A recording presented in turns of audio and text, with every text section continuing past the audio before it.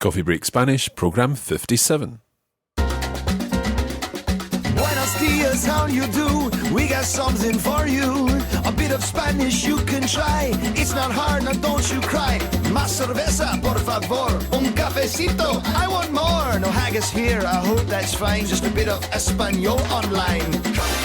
Espanol, you're in control. Just be resilient. One in Spanish is dead brilliant. Just be prepared. Mark and Kara will take you there. Now you're on a roll. It's Coffee Break Español. Buenos días a todos. ¿Cómo estamos? ¿Cómo estás tú, Cara? Yo muy bien. Bueno, un poco constipada. Yo también. Hopefully our listeners remember what constipado means. Yeah, I've got the cold y me duele la garganta. There seems to be a lot of it going around. Anyway, today we're going to be trying out some of what we've been learning recently and putting our preterites to the test. Bring it on. ¿Estás lista, Cara? Sí, Mark. Estoy lista para aprender español con Coffee Break Spanish. Coffee Break Español. So, we are going to start today's lesson with a personality quiz. We did one of these a few weeks back around Christmas time. I've just realised, Cara, you weren't here that time, were you? No, I wasn't. Well, maybe there's something about personality quizzes and you're not feeling too well. Maybe. But you're here tonight, so that means that we'll be able to test you on your preterite tenses, because this personality quiz is talking about the past. We're talking about people who were born and died and so on in the past. Just a couple of questions for you. And we're going to begin with the first one now. So I'm going to read the whole paragraph quite quickly, and I want you to see how much you understand from the first reading. ¿Estás lista, Cara? Sí, Mark. Estoy lista. Bueno, vamos a ver. Esta persona nació en Austria en 1756. Tocó violín en un concierto en Alemania por primera vez a la edad de 6 años. Después tocó en Francia, Italia, Austria, Holanda y muchos otros sitios. Escribió muchas obras musicales muy conocidas y murió en Viena en 1791 a la edad de 35 años. Okay, so how was that? Good. I think I understood quite a lot of it. Okay, let's go through it again. We'll take it phrase by phrase and see if you can work out what all of these phrases mean. So to begin with, nació en Austria. He or she was born in Austria. Exactly. Austria is Austria. Australia, don't get it confused with Australia, which is, of course, Australia. So this person nació, he was born or she was born, en Austria en 1756. How are you on your dates, Cara? 1756. Muy bien. Okay, en 1756. So nació en Austria en 1756. He was born in Austria in 1756, or she, possibly, was born in Austria in 1756. Okay, the next sentence.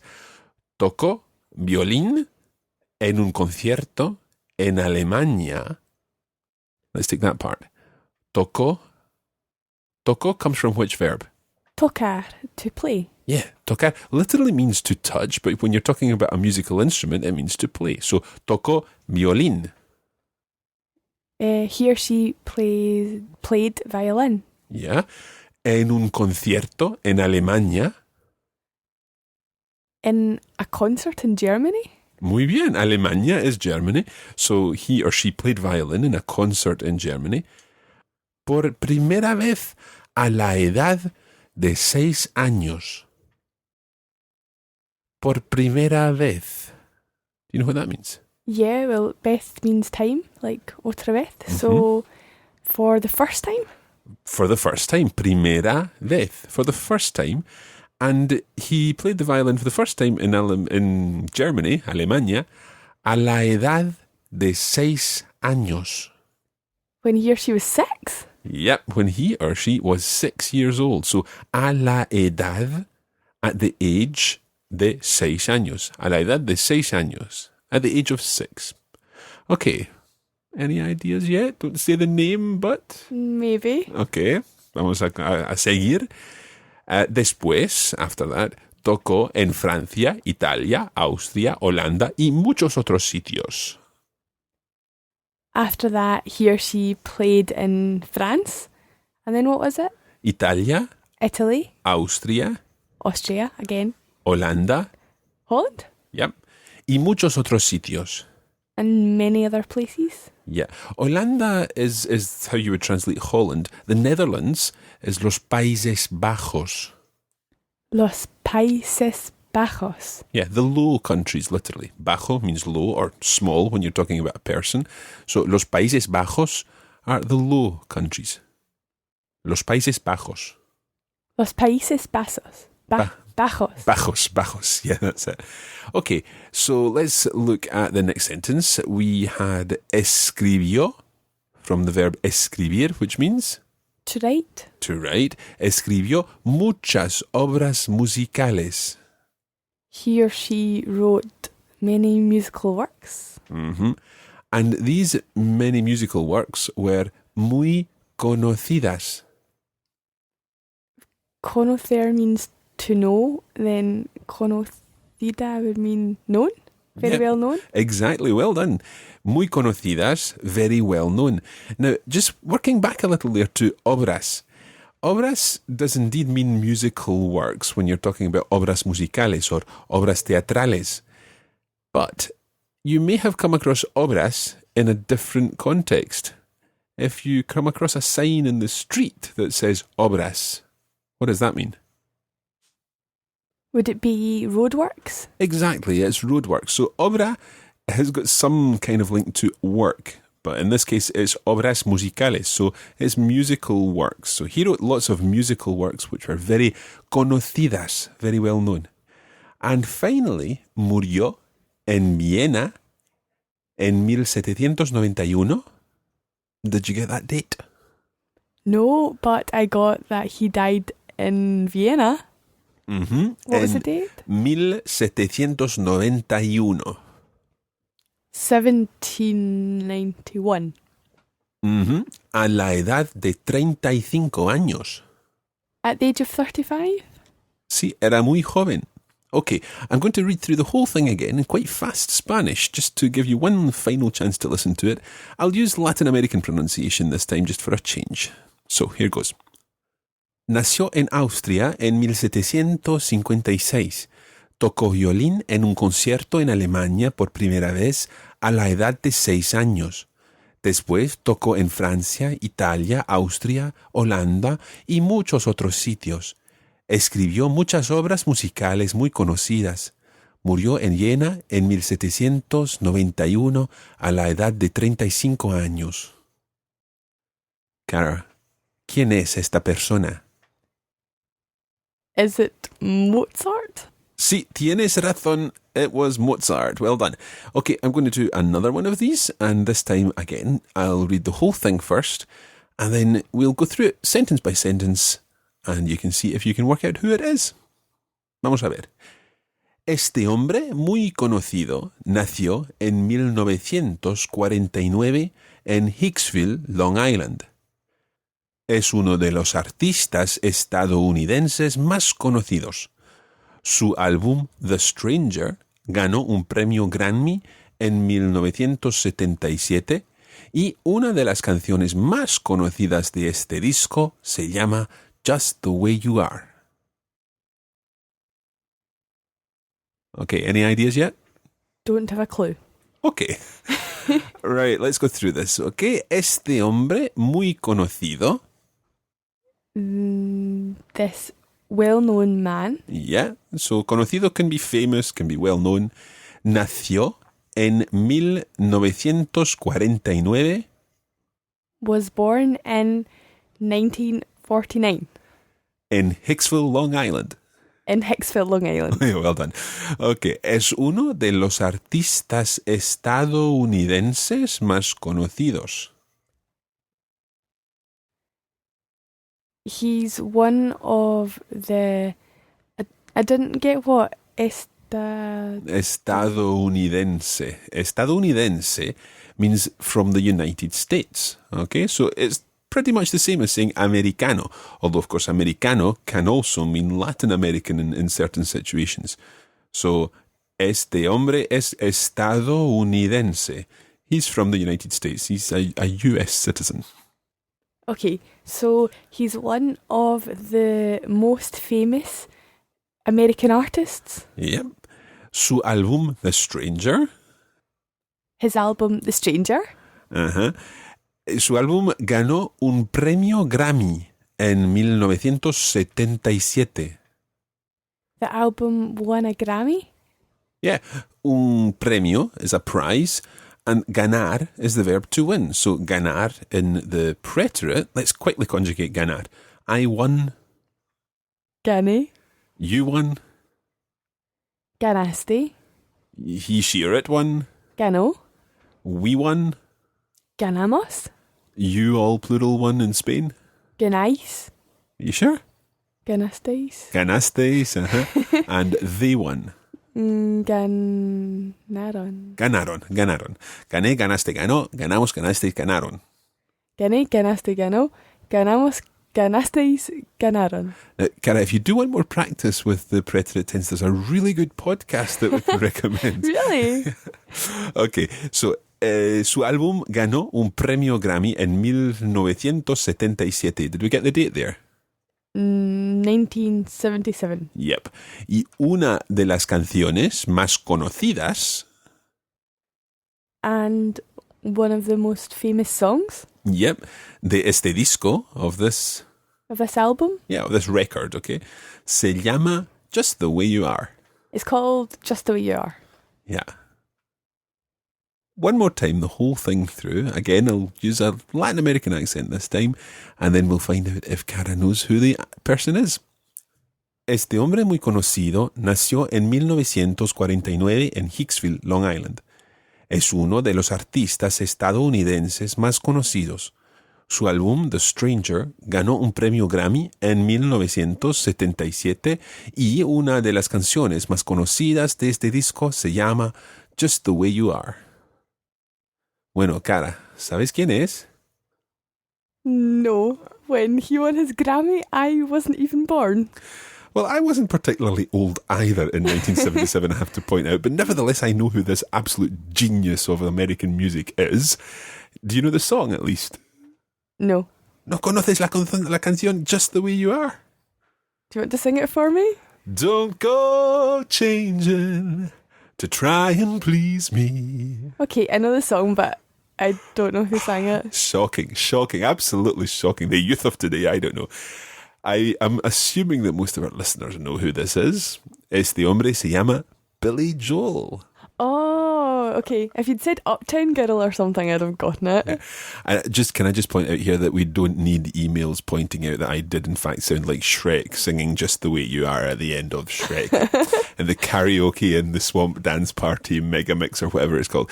I think we should move on. I think we've done enough personality quizzes and enough inanity for today's lesson. We're going to move on and cover a couple of other preterites. Things that we included in the bonus podcast for lesson 55, but just to make sure that everyone's got these. They're venir, to come, and decir, to say. So let's take venir first of all. Venir, V-E-N-I-R, is quite irregular in the preterite. It starts off with vine. Vine. Vine, V-I-N-E. So, vine al mercado. I came to the market.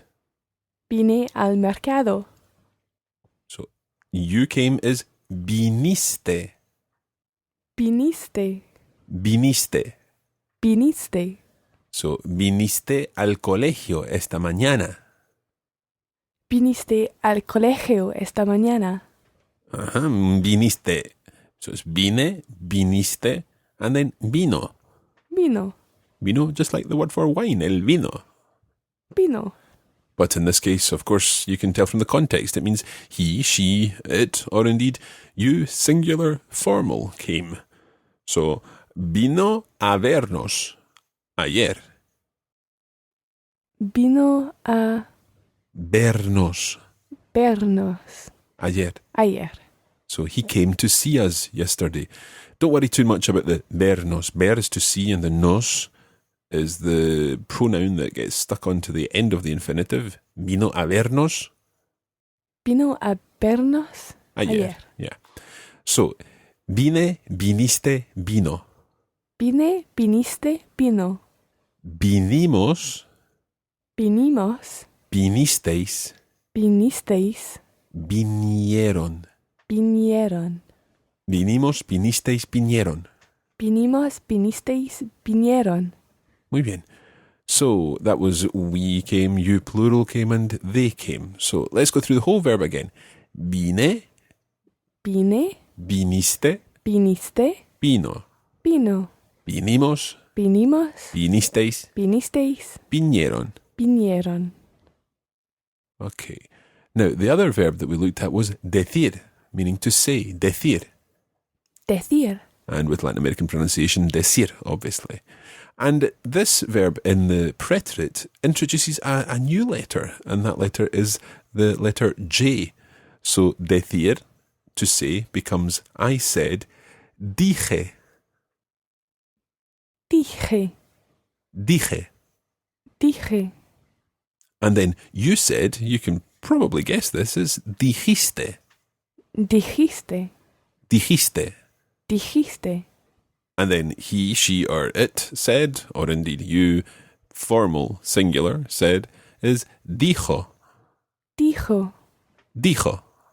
dijo. So we've got dije, dijiste, dijo. Dije, dijiste, dijo. And then we said is dijimos. Dijimos, You, plural, informal, Spain said dijisteis. dijisteis. And they said dijeron. Dijeron. Okay, so let's go through the whole verb. Dije, dijiste, dijo. Dije, dijiste, dijo. Dijimos, dijisteis, dijeron. Dijimos, dijisteis, dijeron. Okay, and I think I'm making you work particularly hard with your sore throat today, with all these j sounds. Hopefully it's not too bad. Dije, dijiste, dijo, dijimos, dijisteis, dijeron. That's decir in the preterite tense. And while we're talking about this introduction of the J sound in there, let's try another verb, and that verb is traducir. Traducir. And traducir is connected to language because it's all about translating. To translate is traducir. Traducir. In the preterite, you've got a J in there as well because it becomes traduje. Traduje. Tradujiste, Tradujiste. tradujo. Tradujo. So he translated the book, tradujo el libro. Tradujo el libro. Tradujimos, Tradujimos. tradujisteis, Tradujisteis. tradujeron. Tradujeron. So again, once you get into the pattern, it's very easy to spot these different tenses and to work out that, that's the J from the preterite, and so you can work out what the word means from the vocabulary and indeed from the context, and then work out the tense because you recognise the verb forms that we are now very familiar with. That's where we're going to leave it today, and indeed that's where we're going to leave the preterite tense, because next time we're going to be introducing a new tense to you. Don't want to put you off, but stick with us next week and you'll be learning more about talking in the past, but this time with a different tense. Coffee break español. Ya está.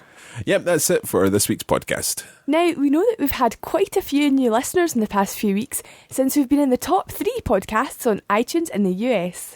Indeed, we've been at number 2 at one point. And if you're new to Coffee Break Spanish, you can go back and download all the lessons right from lesson 1 from our website at www.coffeebreakspanish.com. Many thanks to all our listeners. Muchas gracias. We've not quite reached the number 1 spot. Oprah's new show saw to that. Yeah, but there's still time. It's been an interesting week watching what's happening on the charts. You can keep up to date with everything that's happening with Radiolingua by subscribing to our mailing list. Go to www.radiolingua.com/mailing list and enter your details and you'll receive our next newsletter very soon. Anything else for just now? Well, there are a few new announcements, but we'll leave those for the news podcast. Muy bien. We'll be back again soon with Coffee Break Spanish. In the meantime, muchas gracias, como siempre, y hasta la próxima. Coffee Break Español. This podcast was brought to you by the Radiolingua Network. Find out more at www.radiolingua.com.